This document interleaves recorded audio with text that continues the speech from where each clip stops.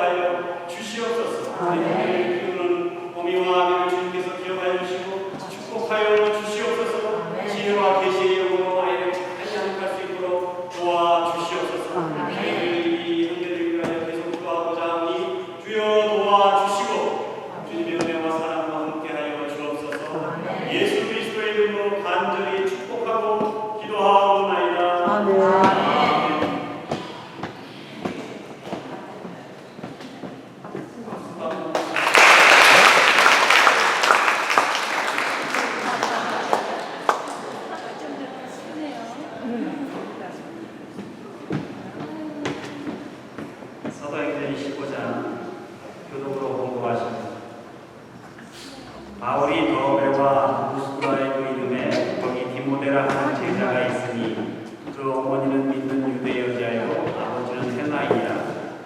디모데는 루스드라와 유대 형제들에게 칭찬받는 자니 바울이 그를 데리고 떠나고자 할새 그 지역에 있는 유대인으로 말미암아 그를 데려다가 할례를 행하니 이는 그 사람들이 그의 아버지는 헬라인인 줄 다 알미라. 여기서 살아갈 때에 예루살렘의 자와 장로들이 작정한 규례를 주어 지키게 하니 함께 읽겠습니다. 예, 여러 교회가 우리를 더 보내주고 날마다 돌아가니라. 아멘. 기도하시겠습니다. 우리 주님, 초대교회에 디모데라는 그런 신실한 전도자가 있었습니다. 그분의 삶의 자세를 보고 저희도 그렇게 겸손한 주의 종으로서의 삶을 감당할 수 있도록 도와주시옵소서. 예수 그리스도의 이름으로 기도합니다. 아멘.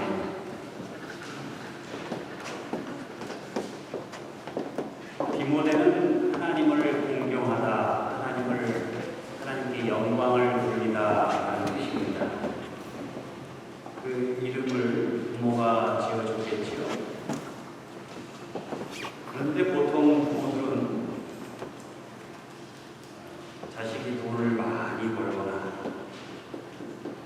입신양명하거나 높은 공직에 오르거나 뭐 이런 거를 바라고 거기에 맞는 이름을 지어주는데, 디모데 부모는 하나님께 영광을 돌리는 그런 삶을 살게 해달라, 그렇게 서원하는 마음으로 자식의 이름을 지었어요. 그런데 성경에 보면 디모데의 아버지에 대해서는 아주 간단히 언급이 되어 있는데, 어머니 유니게 그리고 그 어머니의 어머니 로이스에 대해서는 그 신앙이 언급이 되어 있습니다. 디모데 어머니는 신실한 유대 여인이었고 아버지는 헬라인이었습니다. 요새로 따지면 이 미국 땅에서 한국인 어머니와 타인종 아버지 사이에서 태어난 혼혈 2세 디모데입니다. 동서고금을 막론하고 혼혈 아로서 산다는 것이 그렇게 녹록한 일은 아니었겠죠. 유대계 헬라인 2세로서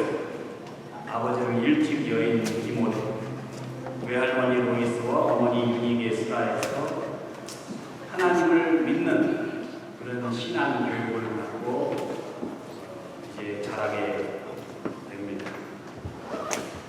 그런데 사도 바울이 수많은 동역자들이 있었고 수많은 교인들이 있었지만 사도 바울은 이 디모데에 대해서 아주 특별한 그런 애정을 가지고 있습니다. 뭐라고 하냐면 믿음 안에서 내 아들, 참 아들 된 디모데에게 편지하노니 이렇게 편지를 기록합니다. 말할 수 없는 그런 애정이 담겨져 있죠. 그런데 그렇게 바울이 사랑했던 그 디모데가 교회를 세 군데서 목회를 합니다. 고린도 교회, 에베소 교회, 빌립보 교회. 여러분 아시다시피 고린도 교회는 시끄러운 교회 아닙니까? 불속 요새로 따지면 맨날 신문지상에 오르는 그런 교회라고 해요.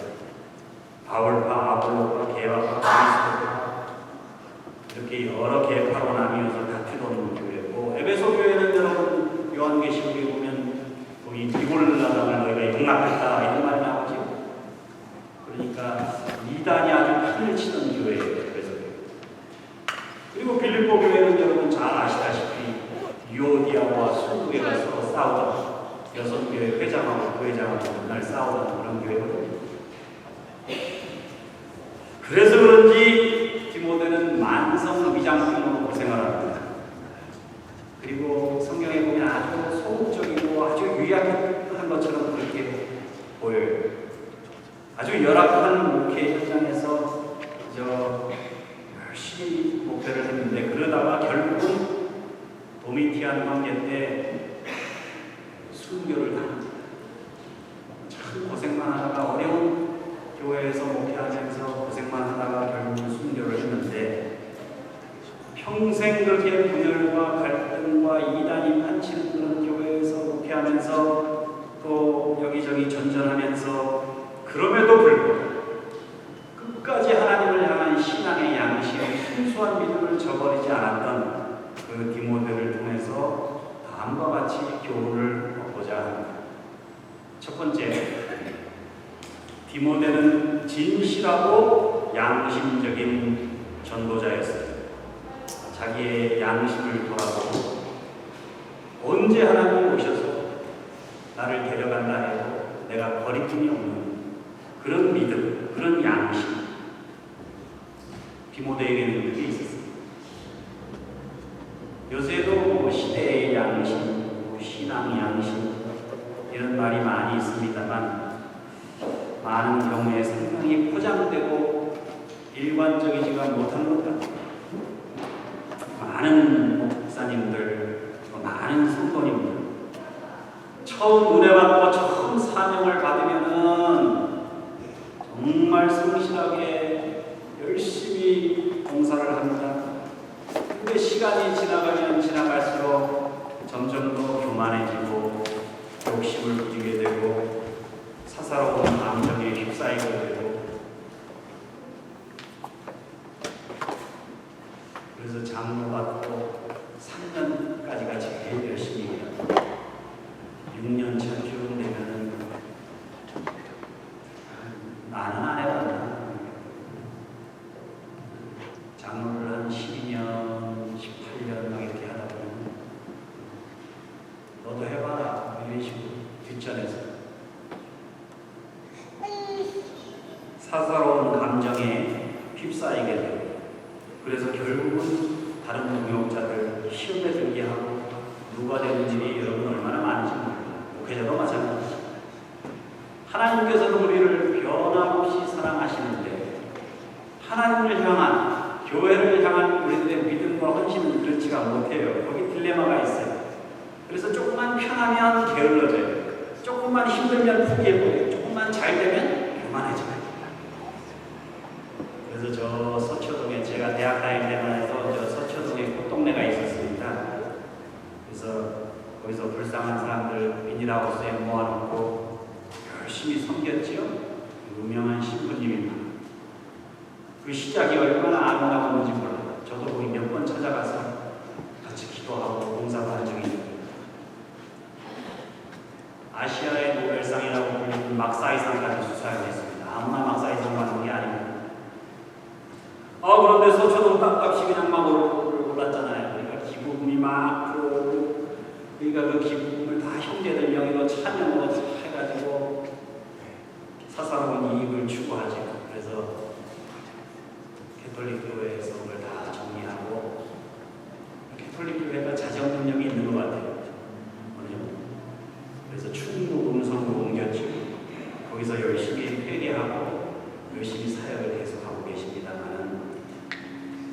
여러분 처음 마음을 잃지 않는다는 건 참 힘듭니다. 가족, 자식들도 없는 신부님도 힘들어요.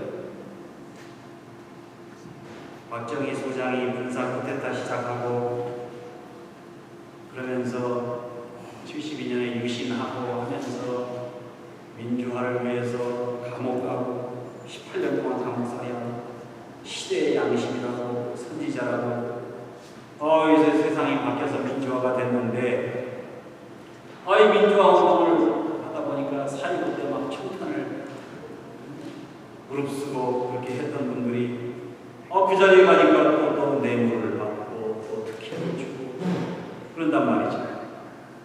처음 그 마음, 그 민족을 사랑하는 순수한 마음, 민주주의를 향한 그 열정 이걸 끝까지 유지하기가 힘듭니다.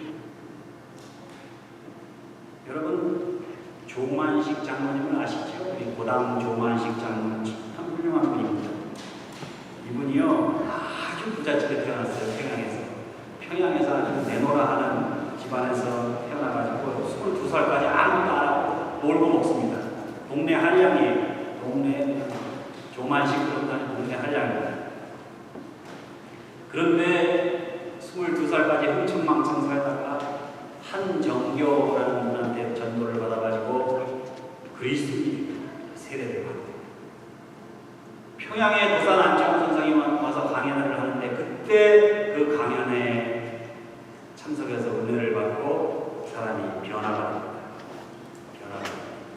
그래서 일본으로 가서 유학을 하고 메이지 대학 나와가지고 YMCA 총으로 한국으로 다시 들어와서 산정은 교회를 섬기고 평양 기독교 커뮤니티를 섬기면서 이제 주님의 일도 하고 또 민족주의자로서의 길을 걷게 되죠. 그래서 울산 강령운동, 금연운동, 금주운동 이런 거에 앞장을 서서 아주 지역사회에서 존경받는 그런 사람이 되는데 1945년에 모스크바 상상회에서 한반도를 분할해서 남쪽 북쪽으로 갈라서 신탁 통치를 하자 그 가결이 되거든요. 그런데 이 조만식 장로가 반탁을 선택을 합니다. 신탁을 해가지고는 남북이 갈리니까 도저히 안 된다. 그래서 반탁에서 처음에 북한의 김일성도 반탁을 주장하다가 안 되겠거든요. 통일이 안 될 것 같으니까 자기 혼자 권력을 차지하려고 나중에 차탁으로 바뀌게 되죠. 그래서 평양에 고려 호텔에다가 조만식 장로를 가둬놓고 회의를 하는 거예요. 당신만 찬탁을 하게 하면은 내가 대통령하고 김일성이 내가 대통령하고 당신은 주석 자리에 앉혀주겠다. 그렇게 딜을 하죠. 그때 조만식 장로가 NO! 나는 금단된 조국을 보느니 북한 1000만 동포와 함께 죽겠다. 그게 고당 조만식 장로, 산전교회 장로님 말씀입니다. 그때 그저 어디든 책하고 했으면 아마 북한에서 주석도 하고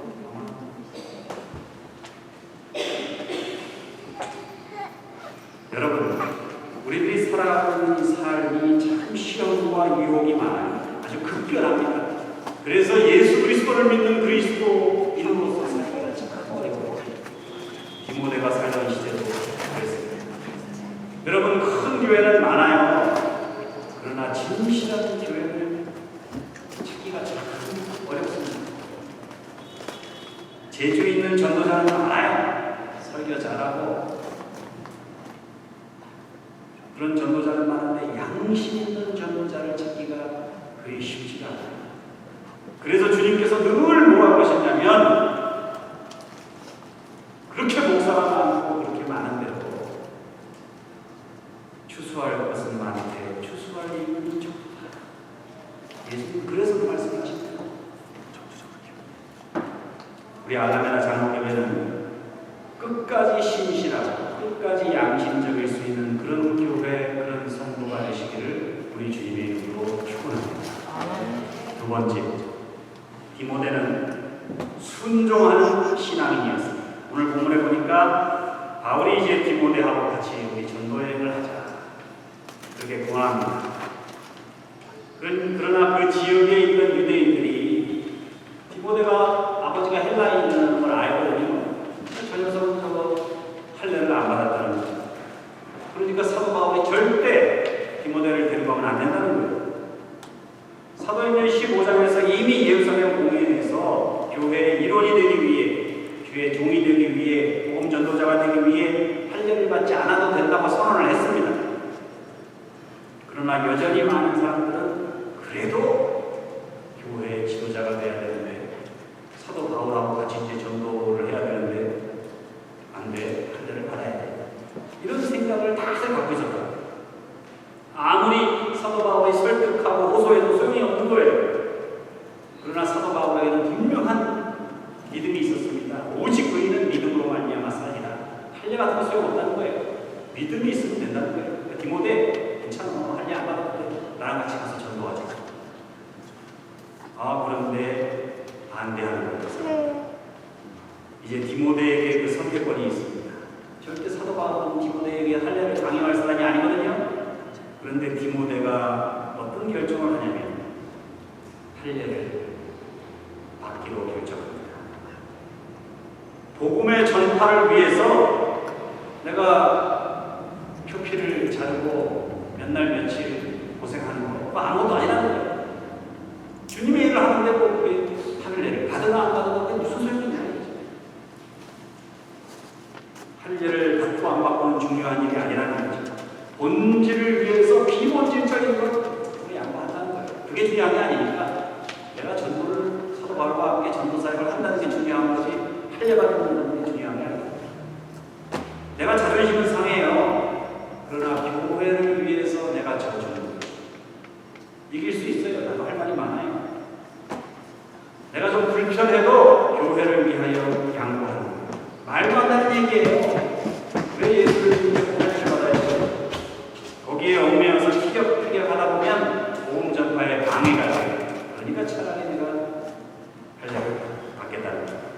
그래서 여러분, 이 순종이 더 지혜롭고 더 위대한, 더 차원이 높은 거예요.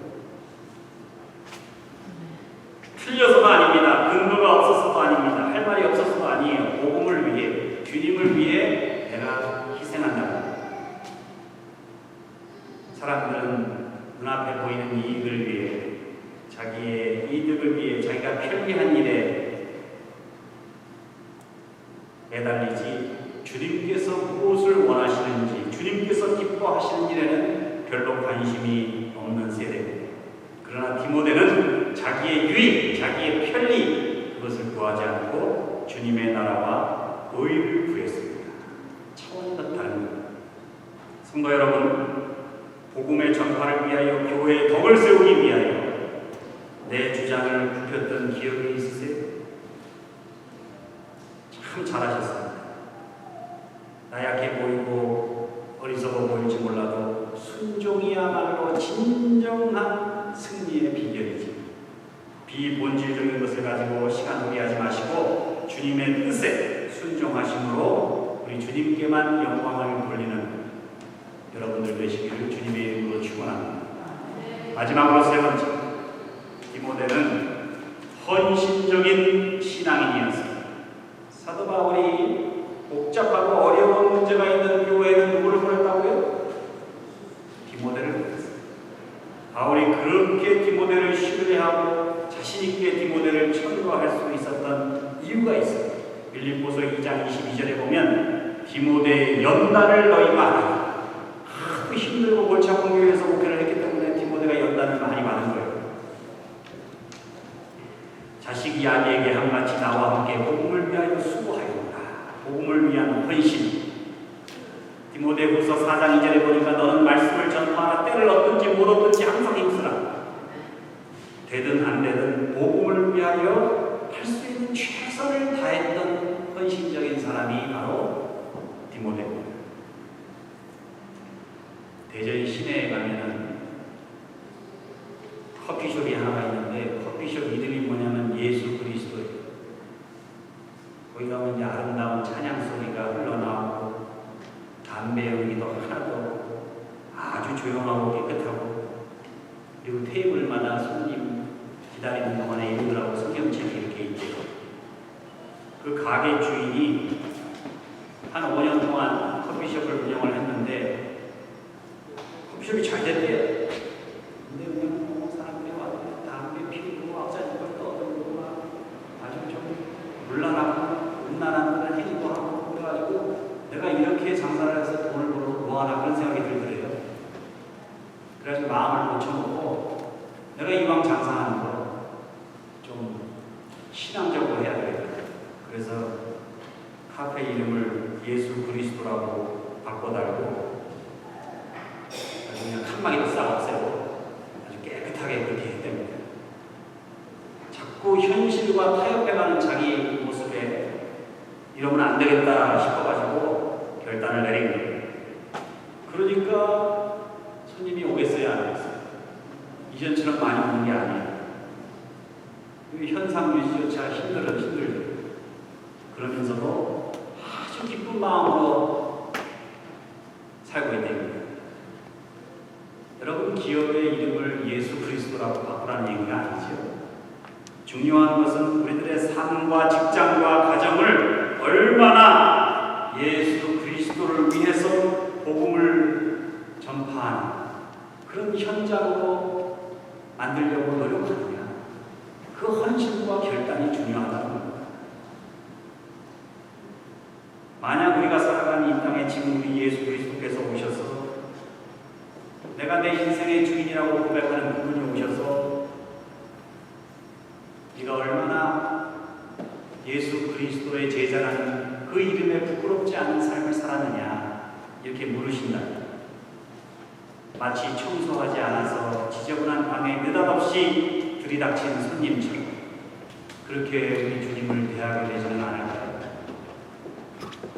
성경은 우리가 그리스도인이라는 이름으로 이 세상을 살아가려고 하면 힘들다고 합니다. 고난이 뒤따른다고 말씀하고 있습니다. 그 이름으로 인해서 손해보고 또 절망할 때가 있다고 분명히 말씀합니다. 그러나 현재 받는 고난은 장차 영광과 좋게 필요할 수 없다. 우리 주님과 누리게 될 그 영광이 얼마나 크고 놀라운지 또한 역시 약속하고 있습니다.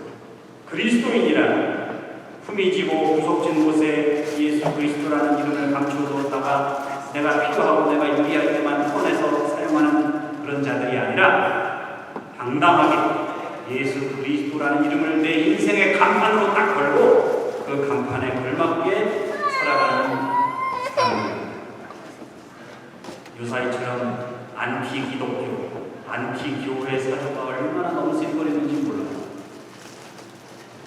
그러나 그 어떤 상황 속에서도 흔들림 없이 내 삶에서 가장 내세울 수 있는 예수 그리스도, 그분을 내세우실 수 있기를 바랍니다. 예수 그리스도 그 이름이 너무나 자랑스러워서 보란듯이 떳떳하게 간판에 걸어놓았던 그 대전의 가게 주인처럼 비록 힘들고 어려운 사역지를 전전하면서도 주님을 위하여 신실함과 순수함을 잃지 않았던 디모데처럼 우리들의 삶도 예수 그리스도의 이름을 가장 큰 자랑거리로 삼고 그 이름이 부끄럽지 않게 되는 그런 삶을 살기 위하여 노력하시기 바랍니다. 그리하여 주님을 따랐던 허다한 믿음의 증인들처럼 오늘 본문 주인공 디모데처럼 신실한 그리스도인으로 살아가시는 여러분과 저가 되시기를